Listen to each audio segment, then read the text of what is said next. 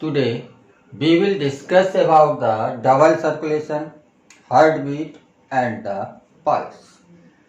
तो double circulation हमने heart का स्ट्रक्चर पढ़ा था। हार्ट के स्ट्रक्चर में हमने देखा था कि राइट साइड वाले चैम्बर्स बिल्कुल अलग रहते हैं और लेफ्ट साइड वाले चैम्बर्स बिल्कुल सेपरेट रहते हैं।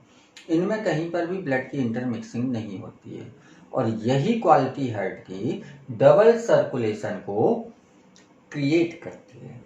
डबल सर्कुलेशन पढ़ने से पहले हम समझेंगे कि ऑक्सीजनेटेड ब्लड और डी ऑक्सीजनेटेड ब्लड क्या होता है। ऑक्सीजनेटेड ब्लड ऐसा ब्लड जिसमें ऑक्सीजन के अमाउंट ज़्यादा होता है और कार्बन डाइऑक्साइड कम अमाउंट में होती है। इसको हम बोलते हैं ऑक्सीजनेटेड ब्लड। और डी ऑक्सीजनेटेड ब्लड में कार्बन डाइऑक्साइड का अमाउंट ज़्यादा होगा, ऑक्सीजन का अमाउंट कम होगा। तो ये फॉर्मेशन करेगा डी ऑक्सीजनेटेड ब्लड का। Two atria contracts together and relax together. जब हार्ट बीट करता है तो उसमें क्या होता है, पहले एट्रियम का कॉन्ट्रैक्शन होता है, उसके बाद वेंट्रिकल कॉन्ट्रैक्ट करते हैं। तो दोनों एट्रियम एक साथ कॉन्ट्रैक्ट करते हैं और दोनों वेंट्रिकल एक साथ बाद में, एट्रियम के बाद में कॉन्ट्रैक्ट करते हैं। तो एट्रियम और वेंट्रिकल का कॉन्ट्रैक्ट दोनों सेपरेट टाइप का होता है। पहले एट्रियम कॉन्ट्रैक्ट करेगा, फिर वेंट्रिकल कॉन्ट्रैक्ट करेगा। लेकिन राइट और लेफ्ट एट्रियम दोनों एक साथ कॉन्ट्रैक्ट करेंगे और लेफ्ट और राइट वेंट्रिकल दोनों एक साथ कॉन्ट्रैक्ट करेंगे। तो एट्रियम का कॉन्ट्रैक्शन, वेंट्रिकल का कॉन्ट्रैक्शन अलग अलग टाइप पर होगा, लेकिन दोनों एट्रियम एक साथ कॉन्ट्रैक्ट करेंगे, दोनों वेंट्रिकल एक साथ कॉन्ट्रैक्ट करेंगे और साथ में रिलैक्स एक साथ करेंगे। अब डबल सर्कुलेशन को अगर हम देखें तो हमने देखा था कि ये जो राइट एट्रियम है, राइट एट्रियम में बॉडी से ब्लड आता है। अब बॉडी से ब्लड आएगा तो ये ब्लड होगा डी ऑक्सीजनेटेड। क्यों? क्योंकि जितनी भी ऑक्सीजन ब्लड के अंदर थी वो बॉडी के टिश्यू की सेल्स ने यूज कर ली, बदले में कार्बन डाइऑक्साइड निकाल के इसमें डाल दी। तो ये जो ब्लड है जो बॉडी से निकला है, ये ब्लड होगा डी ऑक्सीजनेटेड ब्लड।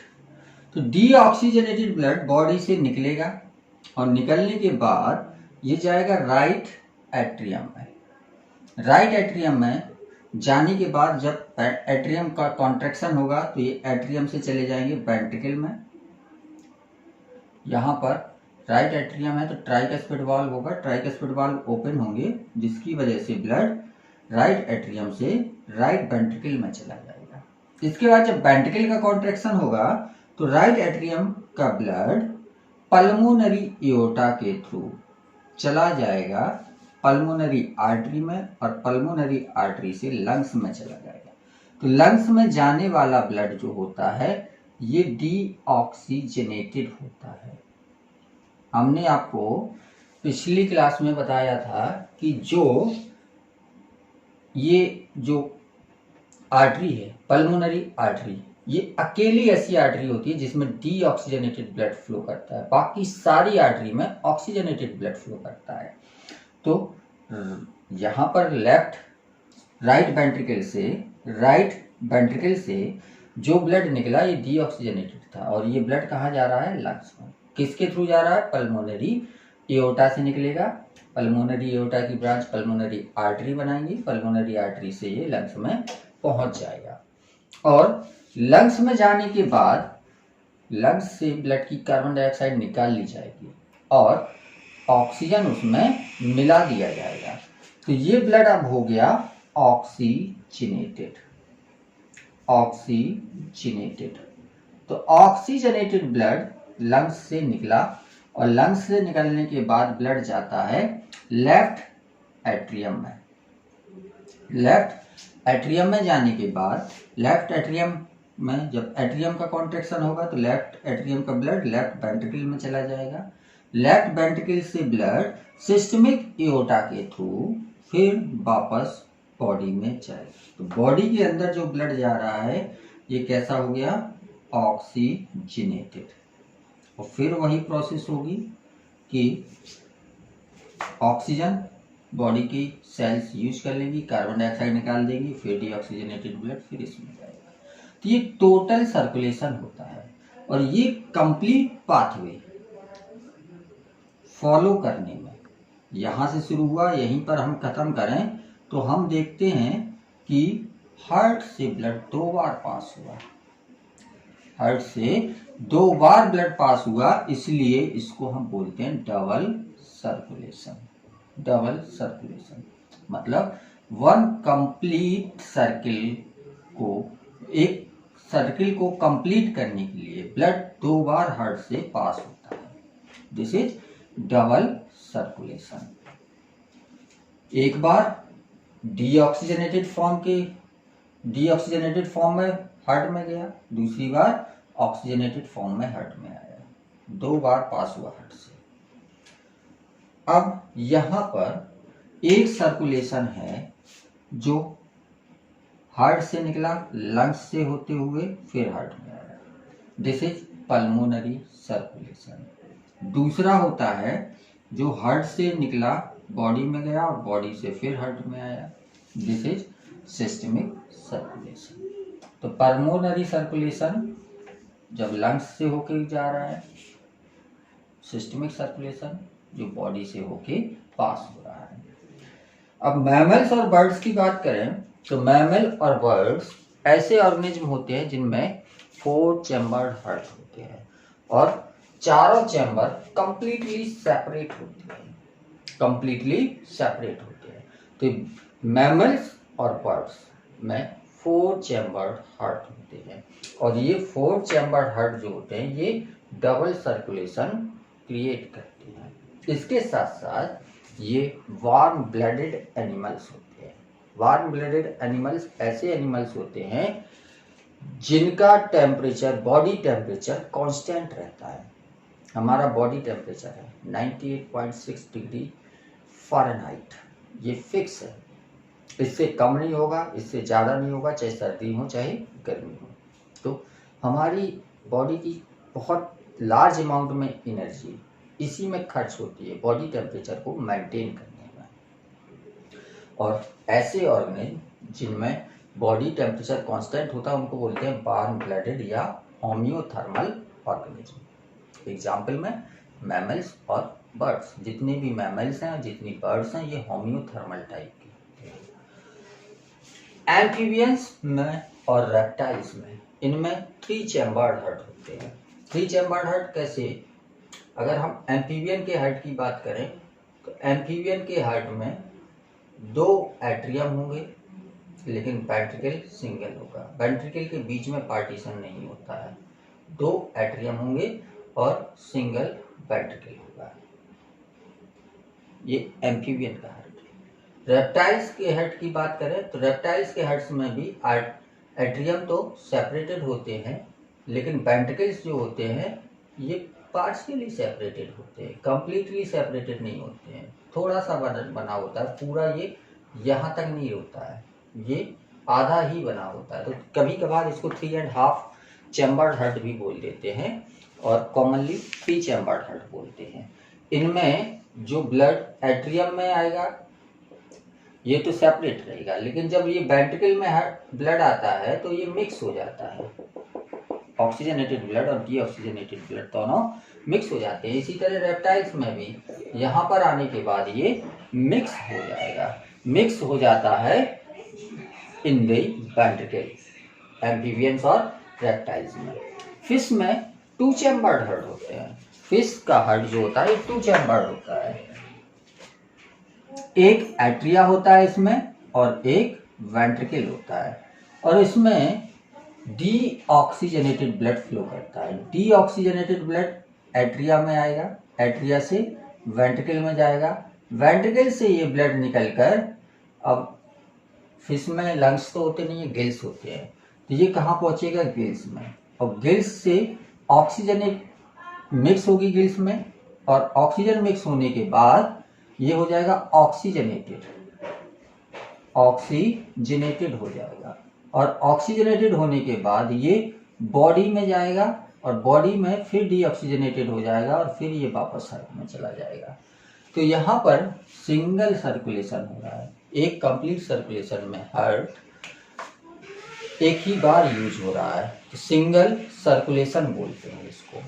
तो फिश में सिंगल सर्कुलेशन होता है ब्लड का। तो this is all about double circulation. Now comes on heart beat. Heart beat, हमारा हार्ट रेगुलर बीट करता रहता है, कॉन्ट्रैक्शन और रिलैक्सेशन होता रहता है। तो इसी वन कंप्लीट कॉन्ट्रैक्शन और रिलैक्सेशन को हम बोलते हैं हार्ट बीट। कॉन्ट्रैक्शन की जो प्रोसेस होती है इसको हम सिस्टोल भी बोलते हैं, सिस्टोल, और रिलैक्सेशन की प्रोसेस को हम डायस्टोल भी बोलते हैं, डायस्टोल। तो कई बार कॉन्ट्रैक्शन की जगह सिस्टोल वर्ड यूज होगा, डायस्टोल वर्ड यूज होगा रिलैक्सेशन की जगह। तो ये अल्टरनेटिव नेम है इनके, इनको थोड़ा सा याद रखना। तो सिस्टोल का मतलब होता है कॉन्ट्रैक्शन ऑफ हार्ट और डायस्टोल का मतलब होता है रिलैक्सेशन ऑफ हार्ट। तो वन कंप्लीट सिस्टोल और डायस्टोल या one complete contraction and relaxation of heart is called heart beat.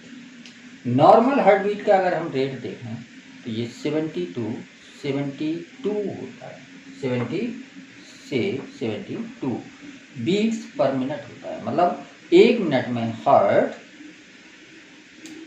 70 से 72 बार बीट करता है। मतलब एक बार बीट करने में इसको लगभग 0.8 सेकंड का टाइम लगता है, 0.8 सेकंड का टाइम लगता है वन कंप्लीट बीटिंग में।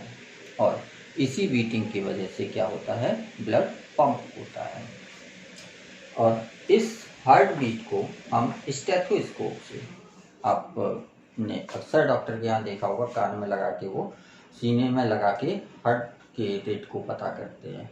तो हार्ट के रेट को हम चेक कर सकते हैं, काउंट कर सकते हैं, हार्ट बीट को काउंट कर सकते हैं with the help of stethoscope. और हार्ट बीट जो होता है ये हमारी फिजिकल कंडीशन को या डिसीज कंडीशन को पता लगाने के काम आता है। नॉर्मल कंडीशन में हार्ट बीट आपको पता है, हार्ट बीट का रेट। अगर कोई डिसीज कंडीशन होगी तो ये हार्ट बीट का रेट कम या ज़्यादा हो जाएगा। नॉर्मली बिना डिसीज के भी हार्ट रेट बढ़ सकता है या घट सकता है। जैसे मान लीजिए हम कोई फिजिकल एक्सरसाइज कर रहे हैं, फिजिकल एक्सरसाइज के टाइम पर भी हार्ट बीट बढ़ जाता है। आप दौड़ लगा के आइए, उसके बाद हाथ रख के यहाँ देखिए, हार्ट बीट आपको बढ़ी हुई मिलेगी। तो फिजिकल एक्सरसाइज के टाइम पर भी हार्ट बीट बढ़ता है, फीवर के टाइम पर हार्ट बीट बढ़ जाता है। और ये हार्ट बीट और पल्स, ये दोनों डिसीज्ड कंडीशन को इंडिकेट करते हैं। पल्स की अगर हम बात करें तो पल्स जो होती है ये हार्ट बीट से रिलेटेड होती है। पल्स की का जनरेशन कैसे होता है, जब हार्ट पंप करता है ब्लड को, हार्ट ने कॉन्ट्रैक्ट किया, ब्लड आर्टरीज में पहुंच गया, आर्टरीज में पहुंचेगा तो प्रेशर से पहुंचेगा। जब प्रेशर से पहुंचेगा, और आपको पता है हमने आर्टरीज की वॉल कैसी होती है, इलास्टिक होती है, मोर इलास्टिक होती है। तो आर्टरीज की वॉल क्या होती है, फूल जाती है। और जैसे ही प्रेशर वहाँ से पास हुआ, वापस अपनी जगह पर रिकॉइल हो जाएंगी आर्टरी। तो वैसे तो बेसिकली आर्टरी डीपर पोर्शन में होती है, ये भी पिछले टर्न पर आपको बताया था कि आर्टरी जो होती है डीपर पार्ट में सिचुएटेड होती हैं। लेकिन कुछ जगह होती हैं, जैसे ये रिस्ट की आर्टरी, रेडियल आर्टरी जो होती है ये सुपरफिशियल होती है। टेम्पल ऑफ नेक जो होता है, यहाँ पर भी आर्टरी सुपरफिशियल होती है। तो जब इनमें प्रेशर से ब्लड आएगा तो ये फूलेंगे, उसके बाद ये फिर रिकॉइल कर जाएंगे, अपनी जगह पर वापस आ जाएंगे। तो एक वेव फील होती है हमें, जैसे ही हार्ट पंप करेगा, एक ब्लड के प्रेशर की वजह से एक वेव फील होती है। इसको हम कैसे पता करते हैं, जो हमारी रिस्ट है, जनरली इसको हम राइट हैंड में चेक करते हैं। तो हम अपनी दो फिंगर, एक इंडेक्स फिंगर और मिडिल फिंगर, इन दोनों को ये इनर साइड ऑफ हैंड में, मतलब थंब वाली साइड में इस तरह से दोनों फिंगर को रखेंगे और जेंटली प्रेस करेंगे। जेंटली प्रेस करने के बाद हमें यहाँ पर एक वेव फील होगी। वो वेव क्या है? पल्स। पल्स। और इस पल्स की काउंटिंग भी वही होगी जो हार्ट बीट की काउंटिंग होगी। क्यों? क्योंकि हार्ट की कॉन्ट्रैक्शन की वजह से ही तो ये फॉर्म हो रही थी पल्स। तो जितनी बार हार्ट बीट करेगा उतनी ही तो पल्स होगी। तो heart beat is equal to pulse rate. तो पल्स क्या है? Expansion of an artery each time the blood is force into it is called pulse. जितनी बार हार्ट ने पंप करके ब्लड को फोर्स किया और उस फोर्स की वजह से आर्टरी का जो एक्सपेंशन हुआ वो कहलाएगा पल्स। और पल्स रेट हमेशा हार्ट बीट के बराबर होगा। और पल्स को हम जो काउंट करते हैं आर्टरीज ऑफ रिस्ट में और टेम्पल ऑफ नेक में करते हैं। क्यों? क्योंकि ये आर्टरी सुपरफिशियल होती है, बाहर की ओर प्रेजेंट होती है। तो डीपर पोर्शन वाली हम नहीं फील कर सकते हैं, लेकिन सुपरफिशियल आर्टरीज को हम फील कर सकते हैं। यहाँ पर हम इस तरह से ऐसे हाथ रखेंगे तो यहाँ पर भी हमें पल्स फील होगी। तो this is all about double circulation, heart beat and pulse. इसके बाद कंटिन्यू करेंगे हम नेक्स्ट टर्म पर। Thank you.